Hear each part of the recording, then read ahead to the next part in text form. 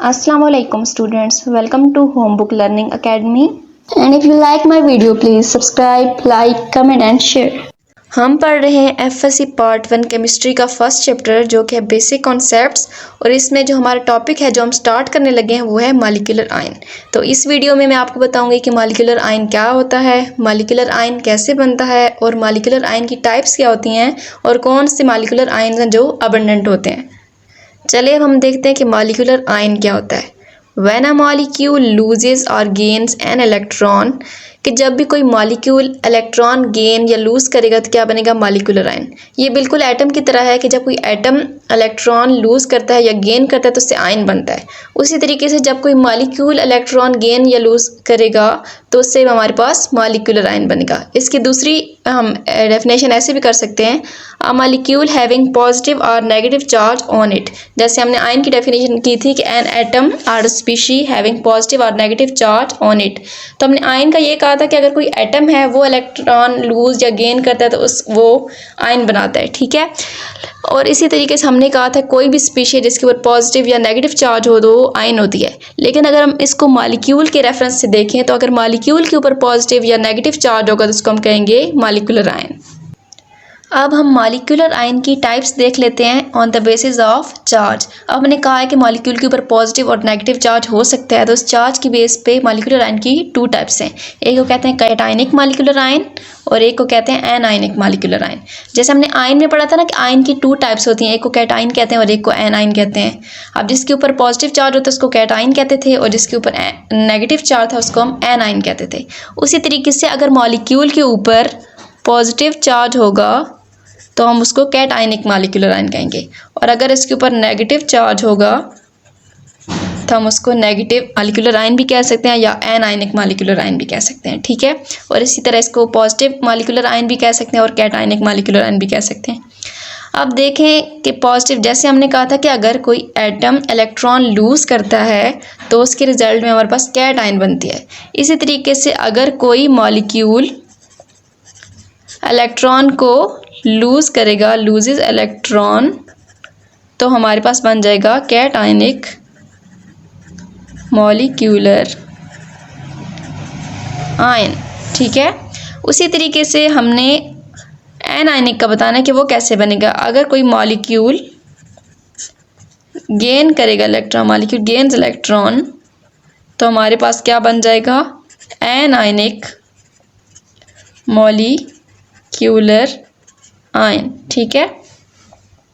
अब हम इनकी कुछ एग्जांपल देख लेते हैं। लाइक हमने कहा है ना कि जो कैटायनिक मॉलिक्यूलर आयन है, कोई मॉलिक्यूल जब इलेक्ट्रॉन लूज करेगा तो हमारे पास कैटायनिक मॉलिक्यूलर आयन बनेगा। कैसे, जब कोई मॉलिक्यूल इलेक्ट्रॉन लूज करेगा तो कैटायनिक मॉलिक्यूलर आयन बनेगा। मीन्स कि जब वो इलेक्ट्रॉन लूज करेगा तो उसके ऊपर पॉजिटिव चार्ज आ जाएगा। जैसे हम कहते हैं वाटर को देख लेते हैं। अब वाटर है, इसने एक इलेक्ट्रॉन लूज किया तो इसके हमारे पास क्या बन जाएगा, H2O पॉजिटिव। इसी तरीके से अगर हम कार्बन मोनोऑक्साइड की एग्जांपल करें तो इसने एक इलेक्ट्रॉन लूज किया तो हमारे पास क्या बन जाएगा, कार्बन मोनोऑक्साइड आयन, ठीक है। अब हम देखते हैं कि एनायनिक मॉलिक्यूलर आयन का हमने बताया है कि जब कोई मॉलिक्यूल इलेक्ट्रॉन गेन करेगा तो क्या बनेगा, एनायनिक मॉलिक्यूलर आयन। अब फॉर एग्जांपल हम N2 की बात करते हैं, इसने एक इलेक्ट्रॉन गेन कर लिया। अब एक इलेक्ट्रॉन गेन कर लिया मीन इसके स्ट्रक्चर में एक इलेक्ट्रॉन की एक्सेस हो गई है, तो ये न्यूट्रल से नेगेटिव की तरफ शिफ्ट हो जाएगा, तो क्या कहेंगे, ये ऐसे हो जाएगा। इसी तरीके से अगर हम किसी और मॉलिक्यूल की बात करें, फॉर एग्जांपल हम O2 की बात करते हैं।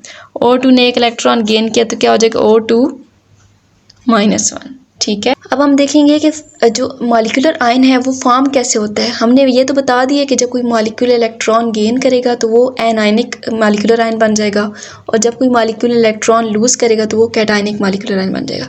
लेकिन अगर इसको हम प्रोसेस वाइज देखें तो ये कैसे होगा, या किस चीज़ से हम उसके इलेक्ट्रॉन को ऐड कराएंगे या रिमूव कराएंगे, ठीक है। तो इसके हमारे पास 2 तरीके हो सकते हैं, या तो हम अल्फ़ा पार्टिकल्स से बम्बार्डमेंट कराएं उस मॉलिक्यूल की जिसमें हम इलेक्ट्रॉन ऐड या रिमूव करना चाहते हैं, अल्फ़ा पार्टिकल्स बम्बार्डमेंट। दूसरा तरीका यह है कि हम उसके ऊपर एक्स रेज फॉल करवाएं, ठीक है। अब ये दोनों तरीके हो सकते हैं, अल्फ़ा पार्टिकल बम्बार्डमेंट भी हो सकती है और एक्स रेज भी। अब जो अल्फ़ा पार्टिकल्स और जो एक्स रेज होती है ना, ये हाई एनर्जी वाली होती हैं, ठीक है। तो इनकी एनर्जी हाई होने की वजह से ये इलेक्ट्रॉन्स को रिमूव करवा सकती हैं, कहाँ से, मॉलिक्यूल के स्ट्रक्चर से। ठीक है, पहले हम देख लेते हैं जो कैटायनिक मॉलिक्यूलर आयन है वो इन दोनों से कैसे बन सकता है। ठीक है, अब देखिए हमने कहा है कि कोई भी मॉलिक्यूल है जब उसमें लॉस ऑफ इलेक्ट्रॉन होगा तो क्या हो जाएगा, कैटायनिक मॉलिक्यूलर आयन बन जाएगा। तो हम कंसिडर कर लेते हैं N2 को। ठीक है, N2 मीन्स के 2 नाइट्रोजन एटम्स हैं, वो आपस में उन्होंने बॉन्डिंग बनाई हुई है। ठीक है, अब जो नाइट्रोजन होता है, एक नाइट्रोजन का दूसरे नाइट्रोजन के साथ ट्रिपल बॉन्ड होता है। ठीक है, तो हम कैसे बना सकते हैं, पहले फर्स्ट नाइट्रोजन बना लेते हैं हम। ये इसका न्यूक्लियस, फर्स्ट शेल में 2 इलेक्ट्रॉन्स, ये इसके दूसरे का बना लेते हैं हम नाइट्रोजन का। ये इसका न्यूक्लियस, फर्स्ट शेल में 2 इलेक्ट्रॉन्स, इसका सेकंड शेल हम ऐसे बना लेते हैं। ठीक है, अब ये हमने 2 नाइट्रोजन एटम्स बना लिए। ठीक है, हमने सिर्फ फर्स्ट शेल के इलेक्ट्रॉन्स अभी लिखे हैं। ठीक है, अब हमें पता है कि नाइट्रोजन का एटॉमिक नंबर क्या होता है, 7, मीन्स के के शेल में 2 इलेक्ट्रॉन्स और एल शेल में हो गए 5 इलेक्ट्रॉन। ठीक है, अब 2 तो हमने ड्रा कर लिए हैं, 5 हमने ड्रा करने हैं। अब हमें पता है कि मीन्स अगर इसने अपना ऑक्टेट कंप्लीट करना है, मीन्स इस नाइट्रोजन ने अपने 5 इलेक्ट्रॉन इसके आउटर मोस्ट शेल में है, मीन इसको 3 और इलेक्ट्रॉन चाहिए। इसी तरह इस नाइट्रोजन के पास भी 5 इलेक्ट्रॉन्स हैं, इसको 3 और इलेक्ट्रॉन चाहिए। तो ये आपस में इन्होंने मॉलिक्यूल बना लिया और इनके दरमियान क्या है, 3 म्यूचुअली बॉन्ड हैं। हर नाइट्रोजन अपने 3-3 इलेक्ट्रॉन कंट्रीब्यूट कर रहा है और इन 3 इलेक्ट्रॉन से 3 बॉन्ड बन रहे हैं। तो हम कैसे बनाएंगे, इसका एक इलेक्ट्रॉन और इसका एक इलेक्ट्रॉन, इसका एक इलेक्ट्रॉन और इसका एक इलेक्ट्रॉन, इसका इलेक्ट्रॉन और इसका इलेक्ट्रॉन, इन्होंने तो आपस में कर लिया बॉन्डिंग। ठीक है, और बाकी कितने इलेक्ट्रॉन रह गए, 2 इलेक्ट्रॉन इसके इधर, 2 इलेक्ट्रॉन इसके इधर। अब इसके भी इलेक्ट्रॉन पूरे हो गए, कितने, 1 2 3 4 5 6 7 8 पूरे हो गए। इसी तरह इसके भी 1 2 3 4 5 6 7 8। ठीक है, अब देखिए इसके 2 इलेक्ट्रॉन्स अब पूरे हो गए। अब हमने बनाना क्या है, कैटायनिक मॉलिक्यूलर आयन। हमने बताया कि इसको हम 2 तरीक़ों से बना सकते हैं, या तो हम अल्फ़ा पार्टिकल्स इसके ऊपर बम्बार्ड कराएं या इसके ऊपर हम एक्सरेज फॉल कराएं। अगर हम अल्फ़ा पार्टिकल से कराएंगे तो ये जो है हाई एनर्जी अल्फ़ा पार्टिकल्स है ना, जब इस स्ट्रक्चर के ऊपर एक्ट करेंगे तो हाई एनर्जी ये जो होगी इनकी, ये किसी इलेक्ट्रॉन में शिफ्ट हो जाएगी। फॉर एग्जांपल ये एनर्जी इस इलेक्ट्रॉन में शिफ्ट हो गया, तो एनर्जी होने की वजह से ये इलेक्ट्रॉन यहाँ से निकल जाएगा। तो उसके रिजल्ट में हम कह रहे हैं कि यहाँ से एक इलेक्ट्रॉन निकल गया, -1 इलेक्ट्रॉन, और यहाँ से स्ट्रक्चर क्या हो जाएगा कि इसमें एक इलेक्ट्रॉन की कमी हो जाएगी। तो क्या हो जाएगा, N2 पॉजिटिव। इसी तरीके से अगर हम एक्सरेज सॉल्व कराते हैं तो वो भी हाई एनर्जी है, उस एक्सरेज की एनर्जी इलेक्ट्रॉन में शिफ्ट होगी और इलेक्ट्रॉन हाई एनर्जी होने की वजह से अपने शेल से निकल जाएगा और यहाँ पे कैटायनिक मॉलिक्यूलर आयन बन जाएगा। अब हम देखेंगे एनायनिक मॉलिक्यूलर आयन। इसमें हमने कहा था कि जब कोई मॉलिक्यूल इलेक्ट्रॉन गेन करेगा तो हमारे पास बन जाएगा एनायनिक मॉलिक्यूलर आयन। अब ये भी हो सकता है अल्फा पार्टिकल से भी हो सकता है और एक्सरेज से भी हो सकता है, लेकिन इसमें हमने इलेक्ट्रॉन एक्सटर्नल सोर्स से ऐड कराना पड़ेगा। ठीक है, तो हम फॉर एग्जांपल इसी नाइट्रोजन की एग्जांपल ले लेते हैं हम। ये इसका न्यूक्लियस, आउटर मोस्ट शेल में 2 इलेक्ट्रॉन और इसके आउटर मोस्ट शेल में 2 इलेक्ट्रॉन। अब इनका आपस में बॉन्ड बन गया है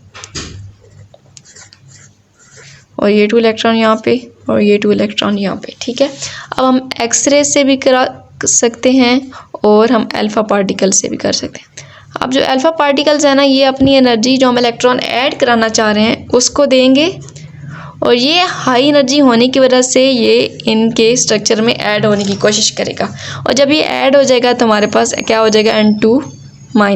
अब हम देखेंगे अबंडेंस, मीन्स के एनायनिक मॉलिक्यूलर आयन ज़्यादा बनते हैं या कैटायनिक मॉलिक्यूलर आयन।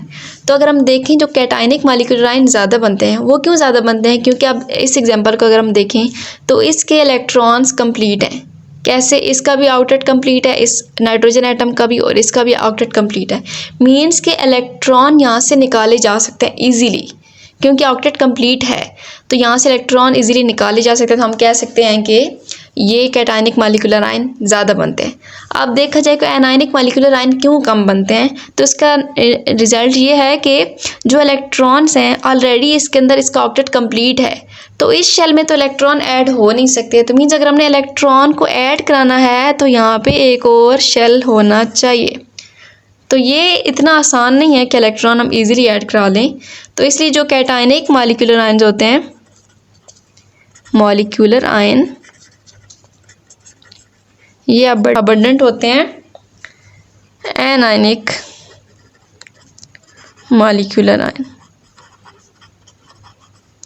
सो जो कैटायनिक मॉलिक्यूलर आयन्स होते हैं उनकी अबंडेंस ज़्यादा होती है एनायनिक मॉलिक्यूलर आयन से। ठीक है, अब हम बात करते हैं स्टेबिलिटी की कि कौन सा स्ट्रक्चर इन दोनों में से या कैटायनिक मॉलिक्यूलर आयन या एनायनिक मॉलिक्यूलर आयन में कौन ज़्यादा स्टेबल है। तो ये देखा जाए तो ये कैटायनिक और एनायनिक मॉलिक्यूलर आयन ये दोनों ही अनस्टेबल होते हैं। क्यों अनस्टेबल होते हैं? अगर एनायनिक मॉलिक्यूलर आयन को देखा जाए तो इसका जो इलेक्ट्रॉन जो हम ऐड कराना चाह रहे हैं वो नेक्स्ट शेल में जाएगा। ठीक है, और इसका जो इलेक्ट्रॉन है जो हम लूज़ कराना चाह रहे हैं वो जब लूज़ होगा तो इसमें इलेक्ट्रॉन की डेफिशिएंसी हो जाएगी, तो ये भी अनस्टेबल, तो ये भी अनस्टेबल, तो मीन्स ये दोनों अनस्टेबल है।